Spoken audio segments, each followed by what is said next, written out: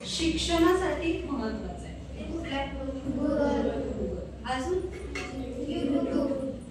युट्यूबवर पण आपण आपली माहिती सर्च केली की आपल्याला मिळू शकते. गुगलवर पण सर्च केली तर मिळू शकते. पण आपण गुगल आणि युट्यूबचा अभ्यासापुरता वापर किती वेळ करतो? म्हणजे अभ्यासासाठी तुम्ही किती वेळ वापरता? एखादी माहिती घेण्यासाठी किंवा तुम्हाला शाळेत दिलेले प्रकल्प लिहिण्यासाठी किंवा तुम्हाला असाइनमेंट सारखं पण लेखन असते ना तुमचं, त्याचा वापर करताय तुम्ही? गुगलचा युट्यूबचा वापर करताय? करताय. त्याच्या व्यतिरिक्त जे तुम्ही सांगितलेले ऍप्स आहेत त्याचा वापर पण तुम्ही करताय?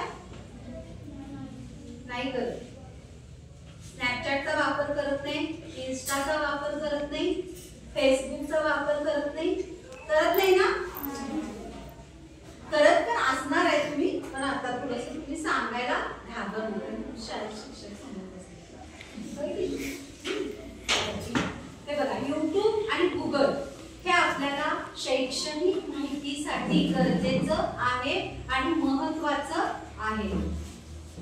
त्याचबरोबर युट्यूबवर आपण फक्त सर्च केलेली माहिती आपण घेतो, पण ज्यावेळी आपण एखादा विषय सर्च करतो त्यावेळी त्या माहिती बरोबर आपल्याला वेगवेगळे व्हिडिओ पण त्याच्यामध्ये येत असतात. येतात की नाही? पॉर्न व्हिडिओ येतात बघा, म्हणजे घाणेरडे व्हिडिओ पण येत असतात. एखादी अश्लील माहिती पण येत असते, अश्लील गोष्ट पण येत असते. ज्यावेळी तुम्ही एखादा विषय सर्च करताय त्यावेळी ती माहिती तर येते, पण त्या माहिती बरोबर आणखी पाहिजे म्हणून आपण ज्यावेळी पुढे घेतो मोबाईलची स्क्रीन त्यावेळी हे वेगवेगळे व्हिडिओज पण येत असतात. तर हे व्हिडिओ जे आहेत हे ओपन करायचे नाही किंवा ओपन न करता सुद्धा आपण त्याच्यावर माहिती नुसतं जरी स्टॉप केलं, म्हणजे तिथं आपण आणलं तरी सुद्धा ती माहिती अशी वरती जाते बघा. मग ते तुम्ही तिथं क्लिक केलेलं नसतं, पण ती माहिती वाचत असता तुम्ही वाचत नसाल, पण तसं जरी तुम्ही वाचत असाल तर त्या सारखेच व्हिडिओ किंवा त्या सारखीच माहिती तुम्हाला पुढे येत जाते. त्यामुळे काय होते, एखादा व्हिडिओ चुकून तुम्ही जर सर्च केला तर त्याच प्रकारचे घाणेरडे व्हिडिओ, घाणेरडी माहिती, घाणेरड्या गोष्टी तुम्हाला तिथं येत जाणार. आणि मग त्या वाचन करून किंवा बघून आपलं मन थोडंसं विचलित होऊ शकते.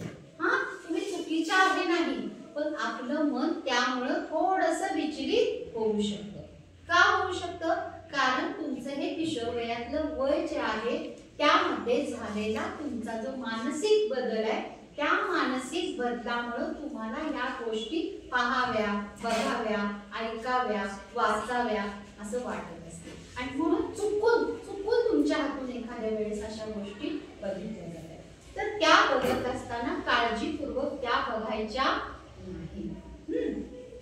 त्याचबरोबर इंस्टाग्राम जर अकाउंट तुमचा असेल किंवा आईचं, पप्पांचं असेल, भावाचं असेल आणि तुम्ही तो फोन जर वापरत असाल तर चुकून सुद्धा ते ओपन करून तुम्हाला त्यांचा इन्स्टा आयडी जर माहिती असेल तर ओपन करून तुम्ही जर त्याच्यामध्ये बघत असाल तर ते बघत असताना सुद्धा काळजीपूर्वक घेतली पाहिजे. का तर कुणालाही फॉलो करायचं नाही. कारण ते जर फॉलो केलं तर त्यांचे जे फॉलोअर्स आहेत ते आपल्याला फॉलो करू शकतात. किंवा आपला इन्स्टा आयडी तुम्हाला आई वडिलांचा माहिती झाला, भावाचा माहिती झाला, बहिणीचा माहिती झाला तर त्याच्यावर आपण ओपन करून एखाद्या गोष्टीला फॉलो करून एखादा मेसेज टाकला तर त्याचा सुद्धा आपल्यावर वाईट परिणाम होऊ शकतो. किंवा आपल्या मैत्रिणीला जर तो इन्स्टा आयडी किंवा तुमच्या इतर लोकांना जर तो इन्स्टा आयडी दिला तर त्या एका इन्स्टा आयडी वरनं, एका मोबाईलच्या इन्स्टा अकाउंट वरनं एक अकाउंट 4-5 प्रकारची निघू शकतात. आणि त्याचा वापर करून आपली वैयक्तिक बदनामी किंवा आपल्याला फसवणुकीच्या गोष्टी आता जास्त वाढायला लागल्या.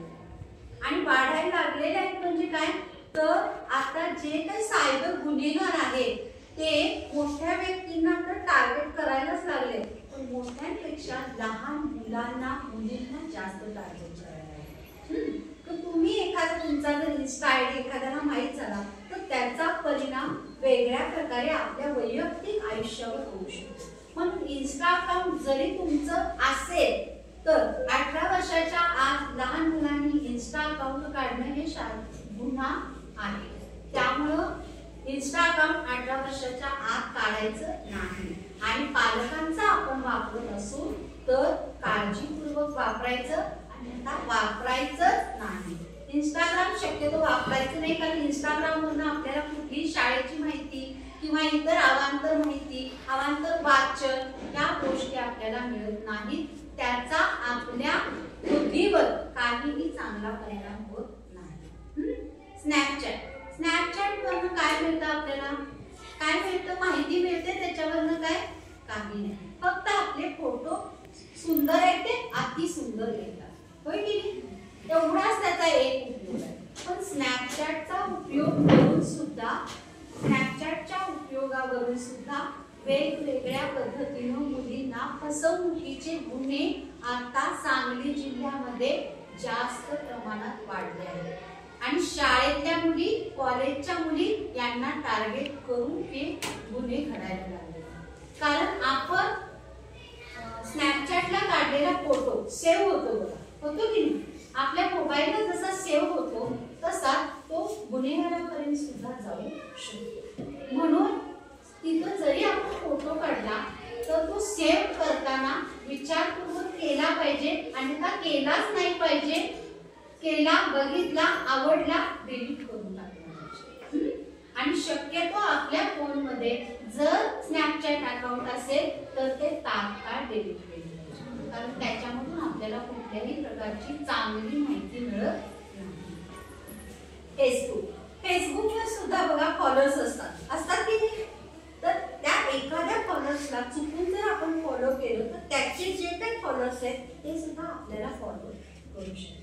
चुकून आपण एखादा सहज चेष्टा म्हणून सुद्धा एखादी गोष्ट लिहिली, मेसेज केला तर त्याचा सुद्धा आपल्यावर विपरीत परिणाम होऊ शकतो.